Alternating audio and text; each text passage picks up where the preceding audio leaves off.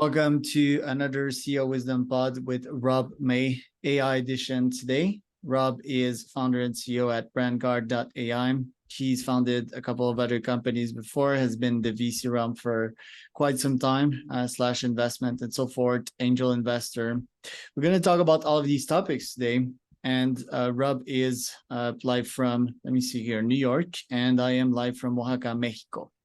This podcast is brought to you by podpire.com. If you want to start, scale, be invited to podcasts like this one, find sponsors for your pod, you can go to podpire.com. That's my agency. Podcasts are cool to learn, to get clients, to help other people consume your content, and to grow your network. So you can grow your network with net worth, that is, leads, clients. Podpire.com for that. Rob, can you tell me a bit more about yourself and about Brandguard? Sure. So I'm a hardware engineer by training. I got my start doing computer chip design, so FPGA and ASIC design, if you know what those things are. And along my career path, I got interested in startups, and I worked for a startup, and then had the chance in 2008 to start a company that did backup for cloud computing applications. And I think I was very fortunate that my first startup did really well. We had a really nice exit about 7 years later, and then I just had the bug. So have been doing them ever since. And in between startups, number 2 and number 3, I actually spent some time as a partner at a VC firm. My focus there was on AI and robotics, so made a bunch of investments, and but saw the generative AI wave, and that's why I decided to leave and start Brandguard. I think generative AI is going to be pretty interesting, and I thought too many people were focused on generating content and not enough people were focused on sort of the picks and shovels around things you have to do when you generate a lot of content. So we created Brandguard with the idea that if you're going to create thousands of pieces of marketing content that are all maybe hyper personalized to their target audiences, how do you make sure everything stays on brand? Because for big brands and for certain types of consumer products, that's very, very important. So what we did was we spent some time teaching machines to understand brands and branding by mapping brands into a vector space and, ingesting style guides and learning from those and everything else. And so what we do now is, let's say I'll take a company that's not a customer, right, to make it easy, but I take a company like Nike that maybe wants to, sells a lot of different products, but definitely stands for something and has certain things they do or don't want to do. Any content that's created by humans, third parties, or more importantly, machines and generative AI models, we give that content a score. Is it 84% on brand, 92% on brand, 96% on brand? And that determines whether you want to maybe kick it back to the model for another attempt at generation, or whether you want to have a human review it, or whether you just want to go ahead and run it. So it's been a lot of fun so far. Love it. How much do you charge for that usually? So for text and images, it's about $500 per month per brand. We'll go high. There's higher end packages for companies that are more enterprisey and have larger brands and need some other features. And then we should support video by the end of the year. And so the pricing will change going into January 2024 to accommodate the support for video. How could you tell me and or my branding team what to do once the AI has spotted that it's an 80% fit? How can I get to 100%? Well, the way to think about it is, if you create certain types of content, we may say it's 100% fit with the brand, right? We give it a score. So part of what you want to do is learn to create better content. And there's some ways to do that with generative AI. I think learning to write better prompts is one way to do it, now. I don't know if future models will be so prompt centric. So that may change things, but that's one way to do it. And then I think, leaning more on having tighter brand guidelines. So it's much easier to define, like, brands that are really well defined and really stay on brand across channels, across customer segments, with all types of content. They perform a lot better across a variety of metrics. And so you're much more likely to be able to generate good content out of generative AI if you have that strong brand presence. How much funding did you get for that one? And I guess it's pre-seed or? Yeah, so we're pre-seed right now. We raised $2.5 million, and we will announce another raise in the fall that I can't talk about yet. Is that 50% of your time spent fundraising nowadays as a CEO? Um, it's a lot. It's probably 30-35%. I mean, I've done this. I've raised over $100 million in my career across various companies and funds and other things. And so I'm probably much more efficient at it than I used to be. And I have a wide variety of contacts now. So, when we do raise money, it's pretty easy to go out and find people to talk to. I mean, I've pitched over 100 different VC firms across my career, and most of them, would be happy to take a call with me again. So that definitely saves some time. But man, I'll tell you this, it's hard the first time you do it. I mean, it's always hard, but the first time you do it, it's exceptionally hard. Yeah, because you don't have much skills. You don't know how to signal, for a lack of a better word. I see in your case also you have experience as a biz dev, so you know how to sell. Selling is important, how you look. And I mean, you might be a mega nerd, and that's what I'm looking for in terms of investment. Some guy with some quirks or some gal with some quirks, and someone that is way different. But you need to communicate with external humans, non-alien species, of your value and what you're building. And if it makes sense, you need to have a business sense as well.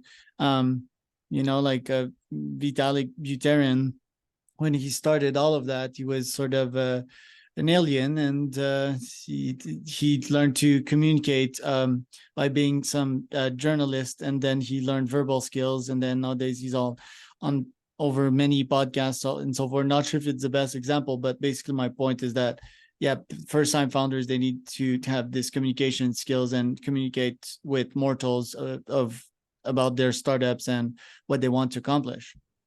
Yeah, it's definitely you definitely need to be a good storyteller and to learn to tell the story of your customers and the story of the company, what it's been, why you made the right decisions getting there. Because you can even, like, bad things that happen in a company, like, aren't necessarily bad if you learn from them and they help you find the right place in the market.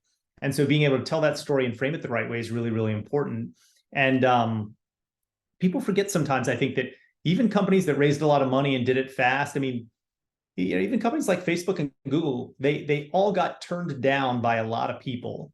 So, and easy fundraising is still pretty hard, and you still get a lot of no's, and people still complain about valuation. And so it's yeah, I mean, the best thing you can do as CEO is master that communication skill, that storytelling skill in particular, because it'll help you sell to customers, it'll help you sell to employees, people that you're trying to recruit. It'll help across the board. So it's very, very important skill to have. I think one of the top ones. What's the rest of your time spent like? Because you acquired various skills in your career. I see you were like a consultant at some point and a blogger and so forth. So what does your time spent look like? Do you spend a good 25% in product as well?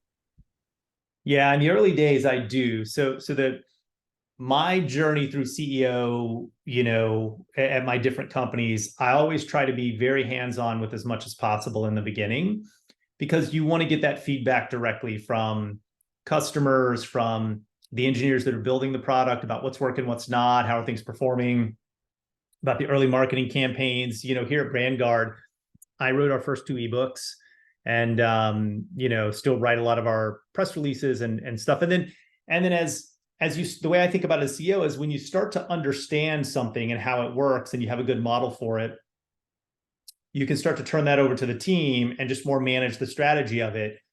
What's our approach? How does it fit into other pieces of the business? And so, the things you have to think about are, where are you strong and where are you not? Because you have to understand it all. So probably the areas you're the weakest are the ones you should let go of first and turn those over to other people who are much stronger. And the areas where you're stronger, if you're a very strong product manager or marketer or salesperson, you can hold on to that a little bit longer. And then you can also hire less senior people to run those things. Like, I was an engineer, I can help develop an engineering leader because I know what that skill set is. But I can't really develop junior finance person into a CFO. That's not a career path I understand well or have taken.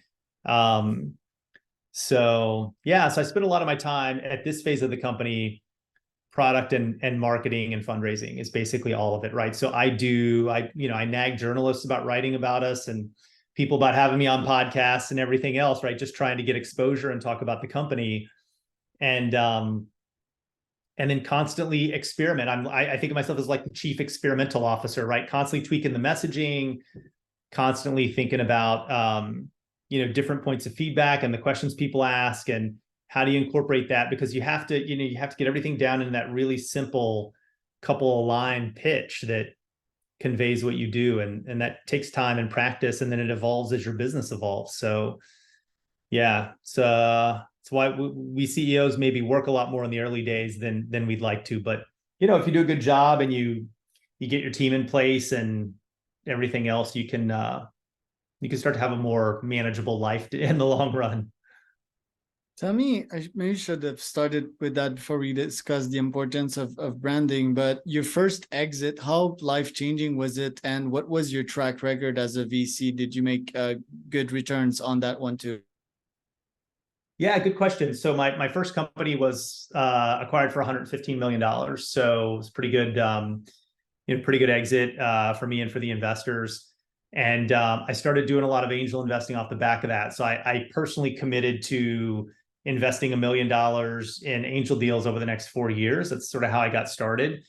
And, just decided that even if I lost it, it would be a good learning experience. Turned out I was pretty good at it. And I think it's because I had a good network and was pretty aggressive. And I also had some really good mentors in angel investing. Jason Kalkanis, Chris Sacca, Dharmesh Shah were all investors in my first company, and were all people I spoke to about angel investing before I started doing it. And so they gave me some great advice. When I went to be a VC, it's hard to tell. You have to be sort of 6 to 7 years in before you really know how your portfolio is doing. It was about 4 years ago that I started my professional VC career, and I only did it for 2 years. But I can tell you from my from my angel investing career, which is definitely different. It's when you're a VC and you're trying to put $1 million check into something and the rounds filled up, they're not going to squeeze you in. But, if you're an angel and you're going to put, 20, 30, 50K in, they can almost always squeeze you in. So there is some differences there, but, yeah, my angel track record looks really, really good. My VC track record, I think, is shaping up to be pretty good, but time will tell. And we've been through some interesting ups and downs recently with COVID and then the post-COVID, boom and all that kind of stuff. So we'll see. And if you'd have to bet on your own startup, Brandguard, like why are you so attractive? Like, is it the niche? Because I haven't talked with any Gen AI companies that are in brand validation or brand verification niche. Like, why are you so bullish on that?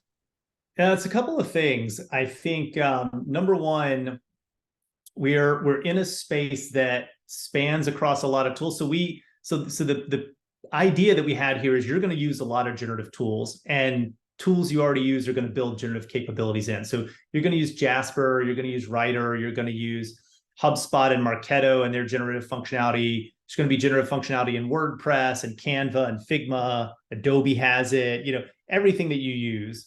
So, and you can manipulate your brand and do some stuff in those individual tools. But if you really want consistency and you want a sort of bird's eye view of everything, you're going to need a sort of one tool. And so I think one of the things I like about it is I think we have a strong path to long-term defensibility by integrating with a lot of these platforms. And we have good synergy with them because we are not taking their business, right? We're enabling their business. So it's a good place to be. So strategically, I think the market position is really, really, really good. We're playing in an area from a pricing perspective, it's really valuable to large brands. So we've been told by, some of these mega brands that they would pay $50,000 to $100,000 per brand per year to for this kind of functionality. We have some of those in our pipeline. We haven't closed them yet, but we're in the procurement process with a couple of companies that are in the Fortune 500. And then I think, one of the things for us is we have a really unique team Many of us have worked together before at some of my previous startups, but we were able to add to the team some very specific talents. My head of AI is in the top 0.5% of Kaggle contributors, and so is very sharp. And there's a bunch of people around him that are just really, really good at this specific problem. So I think currently where we are in the market, we are the best company in the world at teaching machines to understand brands and branding. We've had several customers that have told us that.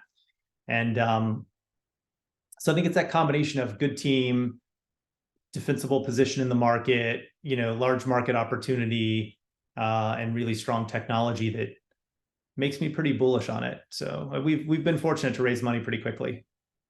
And why is branding so important for a big company? What would be the ROI of paying you $100K a year? Yeah, there's a couple of reasons for it. So number one, it's a little bit of an insurance policy against something bad and off-brand getting out there that could really harm your brand. This particularly happens in social media. So if you think about social media, where maybe you often have a junior person or even an intern who's, something happens in the news, they want to respond, you have to be a little witty on social media, you have to tie into memes. Like, is this a meme that you want your brand to tie into? And if you take that meme and you manipulate it with your brand image, is that an image that you really want to put out there? There are a lot of mistakes that are made, and those can do, if you have brands that are worth tens of billions of dollars, you can do millions or tens of millions of dollars of damage to that brand by putting the wrong thing out there. So that's one reason. The second reason is that there's some studies that show that brand consistency can really drive revenue gains. And it does that because, potential customers hear a consistent message from the market about, who you are, what you identify as, what you value, and the brand promises that you're making for your product. Lucid Press, I think, was the company that came out with one earlier this year. It had some really good results behind it. And my hypothesis is that that's just going to get worse in a generative AI world, because if you think about what Gen AI does, it makes it really easy for smaller companies to act like big companies, like the automation, the tool sets, all the power that's coming out of these tools is going to make it easier to run a company than it's ever been. And so what are your differentiators? Your brand values, your brand promises, your relationship with your customers, like leaning into those things is going to matter more than ever. So I think that's something that you really, really want to protect. And then the final reason is just the time saved. So, if you have a brand where you're doing a lot of collaborations, or you have a lot of approvals, you have a lot of external usage of your brand, and you need to take senior designers on your team and have them take time out of their day to approve whether something was used correctly or not. Well, if you can outsource that to a machine learning model, most of the time, then you're saving a lot of time and money from people who are very well paid. So so there's a bunch of reasons I think that people adopt our products, but the number one is they just see it as an enabling technology that they need if they're going to move into a generative AI world. And you've developed a Chrome plugin. I see on the roadmap Canva, Figma here, so smart. Why Chrome extension first, and what results are you seeing so far from the use of that Chrome extension? Yeah, it's interesting. It's a good question. The Chrome extension was actually an afterthought, sort of, that we decided to do because we were putting the way it worked before was if you had an asset, you had to upload it to our website, and we scored that asset. You could pull it in via an API or something like that. But there were certain tools that didn't have APIs. And so we were thinking about how to get to the assets at the point of creation. So we started working with, building out this Chrome plugin. And when we launched it, the results were actually really, really good. I think people realized that to be able to be working in a tool and just pop up there your Chrome button and get as you're looking at something, like, is this on brand or is it not? Because when you're typing these prompts into Midjourney or Stable Diffusion or ChatGPT, it's unclear that you're going to get something out that meets your brand standards. So to be able to just run that really quickly in 1 second from your browser, I think has really increased the pace of adoption. So that's been good for us. and we're looking to do deeper integrations. I mean, we have, the Chrome plugin kind of allows this to work anywhere over anything that's sort of browser based, but I think you'll see some announcements later this year and early next year about some deeper integrations that we're doing where Brandguard scores will show up in the generation context inside a lot of applications. It's pretty cool. In terms of your top goals this year, like what is your top three? There's 4 or 3 months remaining to this year. What do you want to accomplish by the end of the clock ticking? Yeah, well, we're going to close on a financing round before the year, which we'll need to sort of fund our growth for the next 2 years. So we're working on that. We have a big announcement coming with one of the agencies, one of the global conglomerates. So that was one of our goals for this year that we've executed on, and trying to get because a lot of the work on brands goes through major agencies. And then I think the final goal for the year is we have a series of 36 models that are either in the product or in development. So you can think about it as these machine learning models look for different aspects of a brand. And one of the problems that we're trying to solve is how to prime those models with less data to still make them work well. And so it's a little bit of a challenge, but we have some ideas that we're working on, and I think we'll have that cracked. I think we'll have that cracked by the end of the year. So, some of the models are built off previous samples of content, and some are built off your style guide or your brand guidelines. And, I think as we're ingesting more and more content from our customers, we're starting to see some patterns for how we can get through that. So we'll see where we end up. How far are we from AGI? That's a good question. I think we still are at least a step function jump away. So I don't think more data, like I don't think GPT-5 is going to be self-aware or anything like that. I think we still have something else to figure out. Probably some type of recursion inside of a neural net-like structure, but it's not something it's something I worry about in my lifetime. Like I think it'll happen in the next 30, 40, 50 years. I don't know that it'll happen in the next 5, probably not in the next 10, but we'll see. We're getting closer all the time. But also I don't know if it's something we should be afraid of, right? I mean, we're much smarter than ants, and we don't mess with them most of the time. So will a super smart being hate us, love us, care about us at all, ignore us? Like I don't even know. It's the billion trillion dollar question. Yeah. Where can people find out more about you, Rob? Yeah, so I write a newsletter if you're interested in AI called Investing in AI. You can find it at investinginai.substack.com. And then if you want to know more about Brandguard, or you want to see a demo, if you have a brand and think this is important, it's just Brandguard.ai. We'd love to show you the product. And I'm Charles Cormier, host. That was another CEO Wisdom Podcast.com with Rob May.